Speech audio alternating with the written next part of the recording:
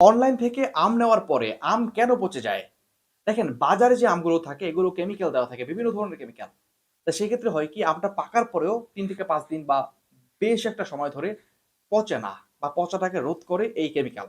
কিন্তু যেহেতু অনলাইন থেকে ফরমালিন মুক্ত আমগুলো আমরা দিয়ে থাকি বা বিভিন্ন জন দিয়ে থাকে, সেহেতু প্রাকৃতিক নিয়মেই আম কাঁচা থেকে পাকবে। পাকার পরে যখন পরিপূর্ণ পাকা হয়ে যাবে ধীরে, ধীরে পচার দিকে যাবে এটাই স্বাভাবিক।